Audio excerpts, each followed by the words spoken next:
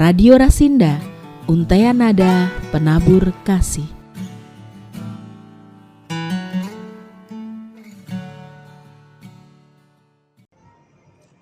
Saudara pendengar Rasinda yang terkasih, sebelum mendengarkan firman Tuhan, marilah saya ajak untuk berdoa.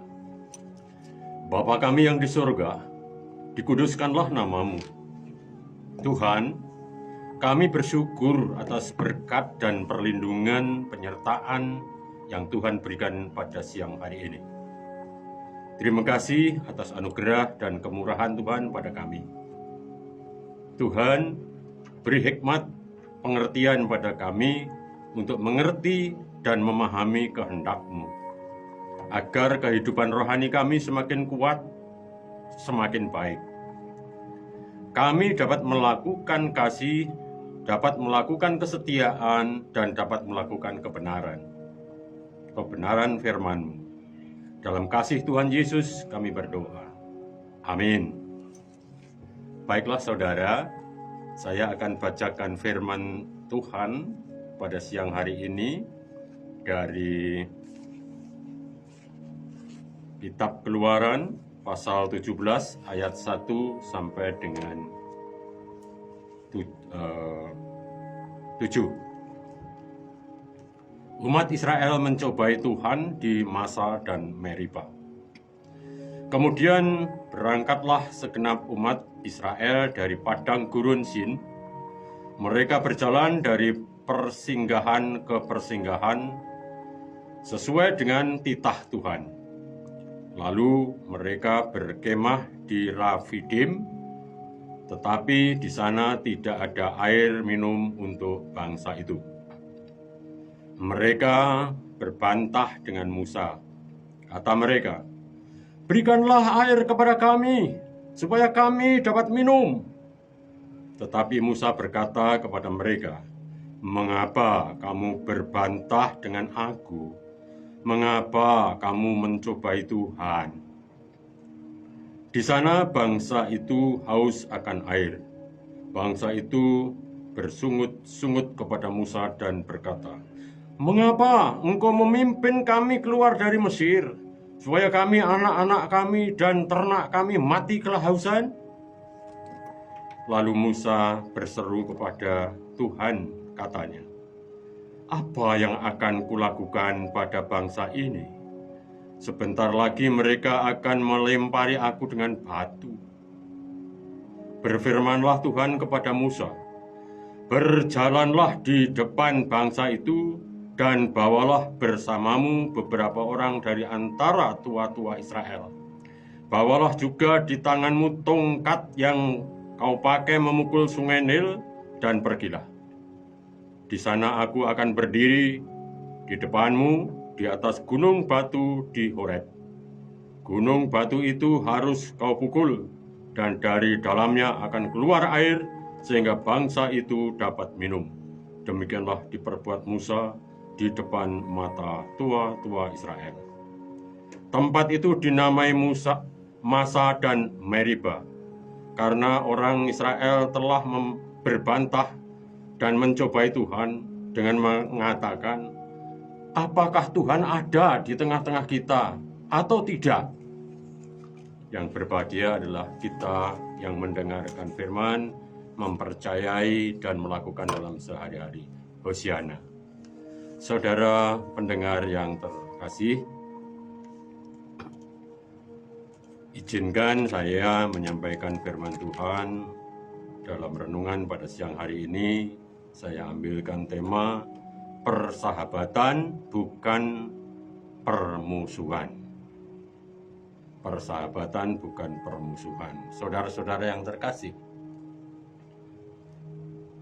yang kami jalani, yang kita jalani dalam hidup ini, menurut saya ada dua hal yang kita nikmati. Pertama adalah kenikmatan ketenangan batin dengan Sang Khalik. Ketenangan batin bersama dengan Tuhan. Dan yang kedua, dengan berelasi dengan banyak orang dalam sebuah komunitas. Bisa itu komunitas RT, RW, grup-grup WhatsApp, organisasi perkumpulan yang lain, dan saudara ataupun kerabat. Itu bisa menjadikan kita menikmati hidup. Yang pertama, kita sebut persekutuan dengan Tuhan. Ketenangan batin yang kita peroleh tadi, saya sebut persekutuan dengan Tuhan. Dan yang kedua, yang kita sebut persaudaraan, persahabatan dengan sesama. Yang pertama kita ekspresikan atau kita wujudkan melalui ibadah. Di sana ada ibadah doa pujian, kita selenggarakan dan kita ikuti sakramen, perjamuan kudus, baptis, dan yang lain. Juga kita lakukan persembahan. Dengan melakukan persembahan, ada ketenangan batin kepada Tuhan, ada syukur yang melimpah di hati. Kita bisa juga ekspresikan hubungan kita yang intim dengan Tuhan itu melalui PA, melalui Biston, dan yang lain. Persekutuan dengan Tuhan yang kita lakukan dengan rutin, setiap minggu, setiap pagi, setiap malam, rutin, bahkan intim, penuh rasa persahabatan, ini bisa membuahkan rasa ketenangan batin. Hidup di dalam Tuhan.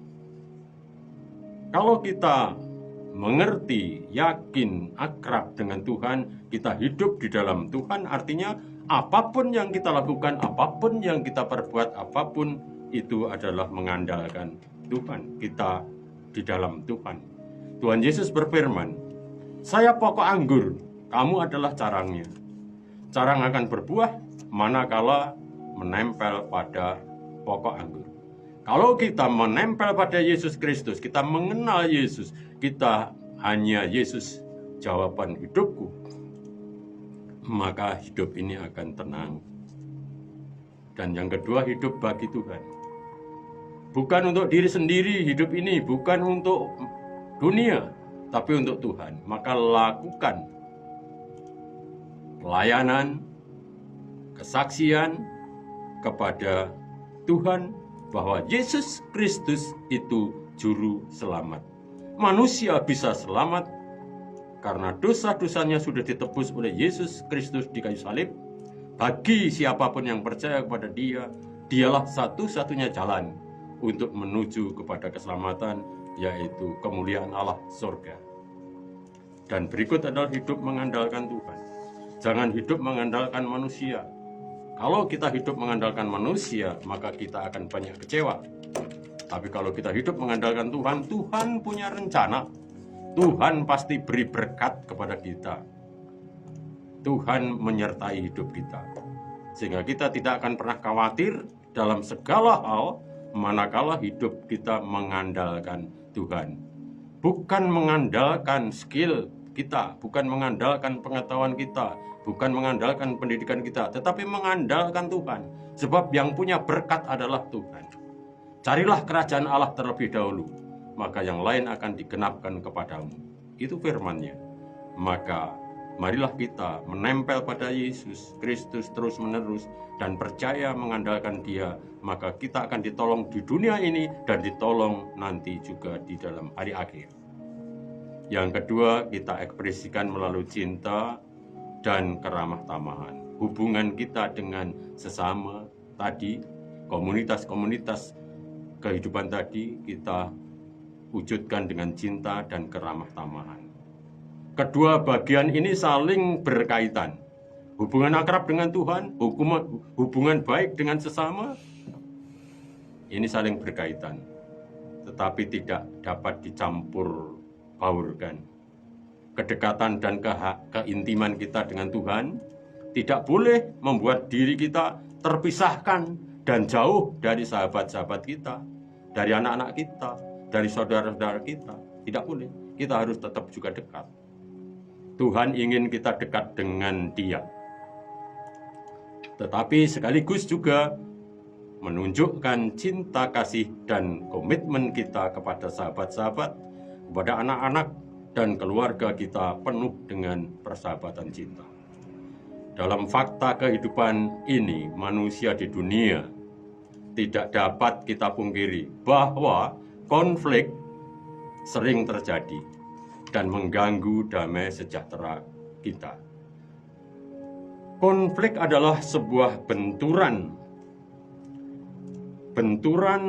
kepentingan, benturan keinginan, dan benturan kemauan. Contoh, di Masa dan di Meriba yang kami baca dalam Alkitab tadi, terjadi konflik pertengkaran antara umat Israel dengan Musa sang pemimpin. Di padang gurun Sin, di daerah Rafidim. Saudara pendengar, pertengkaran itu dipicu dengan adanya kekhawatiran dan ketidaklengkapan kekurangan air. Di tempat persinggahan tidak ada air untuk minum. Semua orang membutuhkan air. Maka dengan tidak adanya air, maka menjadi sumber konflik. Kemudian memicu emosional. Sikap emosional yang berpengaruh kepada tidak percayaan kepada pemimpinnya, saat itu adalah Musa, dan tidak percaya kepada penyertaan Tuhan, mereka menyalahkan Musa. Apakah Tuhan ada di tengah-tengah kita atau tidak? Ini dari Keluaran pasal 17 ayat 7 yang tadi kami bacakan di awal. Musa berseru kepada Tuhan agar pertengkaran berhenti. Dengan berseru kepada Tuhan, Musa menjernihkan suasana dan menghantar umat pada keyakinannya kembali bahwa Tuhan adalah Allah yang beserta dan memelihara kehidupan umatnya. Sejak umat berada di Mesir, hingga pembebasan umat menuju tanah perjanjian, yaitu di Kanaan. Tindakan Allah yang memelihara tetap dilaksanakannya. Saat mereka tidak memiliki air, Allah memberikannya. Musa diminta memukulkan tongkat yang dulu pernah digunakan untuk memukul sungai Nil pada sebuah batu karang. Dari balik batu karang itu memancar air untuk diminum. Gunung batu itu di Horeb. Kisah ini mengajar kepada kita mengedepankan emosionalisme akan menghilangkan rasionalitas. Hal itu menimbulkan konflik, pertengkaran, bahkan kekerasan yang merusak. Pertengkaran menimbulkan permusuhan, dan permusuhan merusak persahabatan. Begitupun yang terjadi di antara bangsa Samaria dan bangsa Yahudi dalam kisah yang lain. Kisah percakapan Tuhan Yesus dengan perempuan Samaria yang hendak mengambil air di sumur. Ini menjadi babak baru. Bagaimana Tuhan hadir untuk memulihkan relasi persahabatan antara orang Yahudi dan orang Samaria. Orang Yahudi dan orang Samaria ini di antara dua suku itu bermusuhan. Terjadi dan berlangsung ratusan tahun turun-temurun. Narasi-narasi tentang permusuhan, tentang kebencian begitu kuat sehingga memutus persaudaraan. Perjumpaan di sumur Yakub, sumur yang dibikin oleh Yakub pada zamannya, ini memulihkan persahabatan, mematahkan keangkuhan. Masakan kau seorang Yahudi minta air kepadaku, orang Samaria? Perempuan yang didekati Tuhan Yesus, yang dimintai air oleh Tuhan Yesus, jawabannya seperti itu. masakan kau seorang Yahudi minta air kepadaku, orang Samaria? Ini jelas menunjukkan bahwa Samaria Yahudi itu bermusuhan dan tidak layak mereka berhubungan, tidak layak saling membantu, tidak layak saling memberi. Satu pertanyaan dengan disertai pernyataan bahwa Samaria dan Yahudi bermusuhan. Pemimpin Tuhan Yesus, permintaan Tuhan Yesus yang minta air minum kepada perempuan Samaria ternyata adalah sebuah rekonsiliasi direncanakan oleh Tuhan. Tuhan Yesus segala sesuatu yang telah diperbuat wanita Samaria itu dikatakan, sehingga rahasia kehidupan perempuan Samaria itu Tuhan Yesus tahu semua, dan terkejutlah perempuan Samaria itu. Dan pada akhirnya orang-orang Samaria menyatakan percaya bahwa Yesus benar-benar juru selamat dunia. Dari hasil rekonsiliasi Tuhan Yesus, maka Samaria dan Yahudi menjadi satu, dan orang-orang Samaria banyak yang bertobat mengikut Yesus.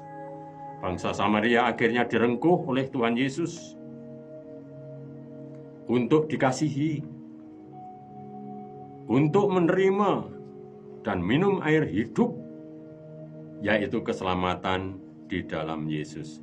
Jika aku minum air sumur itu, maka nanti akan haus. Tapi kalau minum air kehidupan dariku, maka tidak akan pernah haus. Banyak orang yang menerima keselamatan karena anugerahnya. Sola Gratia. Pada Minggu Prapaskah ini, kita menghayati makna persahabatan. Melalui kisah perjumpaan Tuhan Yesus dengan perempuan Samaria di sumur Yakub, persahabatan menjadi pembuka selubung permusuhan antar kelompok yang berlangsung beratus tahun lamanya. Saudara terkasih, mengasihi, mencintai, mengampuni bagi kita orang-orang percaya adalah merupakan bagian dari kebesaran hidup orang percaya. Itu saya temukan dalam 1 Petrus ayat pasal 1 ayat 1 dan 2. Apa yang kita pahami dan yakini tentang nilai hidup, tentang iman, tentang kasih, dan tentang pengharapan, harus secara konsisten kita pelihara di hadapan Allah. Iman kita harus semakin tumbuh dan kuat, kasih kita harus semakin besar dan mengasihi sesama. Pengharapan kita adalah mantap selamat di dalam Yesus Kristus saja. Sampai kelak kita berdiri di depan tahta pengadilan Allah sebagai seorang pemenang. Saudara yang terkasih, kita adalah orang pilihan Allah, jemaat kekasih Allah, orang yang dipilih. Petrus menyebut orang-orang percaya sebagai orang-orang yang dipilih, orang-orang pilihan. Kata pilihan di sini menunjukkan keputusan Allah untuk menyelamatkan dan memuliakan kita. Apapun situasi dan keadaan sukar yang kita alami, Allah berkehendak untuk menyelamatkan kita. Itu harus kita yakini. Apapun situasi dan keadaan sukar yang kita alami saat ini, Allah berkehendak untuk menyelamatkan kita. Hidup kita telah dikuduskan oleh Tuhan. Sejak semula Allah telah berkarya dalam hidup kita melalui Roh Kudus, sehingga kita diinsafkan dari dosa-dosa kita, lalu datang kepada Allah dan menerima Yesus sebagai Tuhan dan Juru Selamat. Ini artinya kita mengalami kelahiran baru dan hidup baru. Ketika itulah kita mengalami pengudusan. Ketika lakukan dosa, lalu kita datang kepada Allah dengan pertobatan sungguh-sungguh. Allah mengampuni dan menguduskan kembali hidup kita. Puncaknya, saat Yesus datang untuk kedua kalinya, kita akan mengalami pengudusan secara sempurna. Dan mereka yang dibenarkannya, mereka itu juga dimuliakannya. kita telah menerima kasih karunia dan damai sejahtera yang melimpah. Oleh karena itu, menjadi pusat kebaikan Allah, Dia berkenan melimpahkan kasih karunia pada kita. Dia berkenan memberikan damai sejahteranya kepada kita. Oleh karena kita dikasihinya dan menjadi pusat perhatiannya, Allah pulalah yang memelihara kita.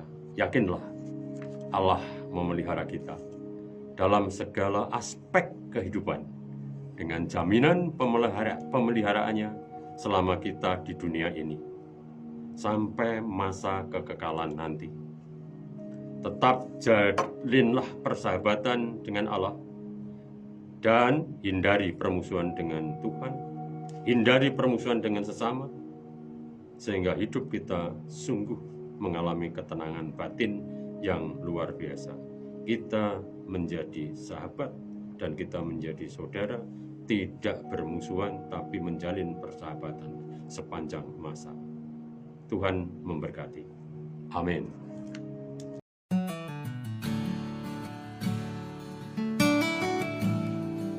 Radio Rasinda, Untaian Nada Penabur Kasih.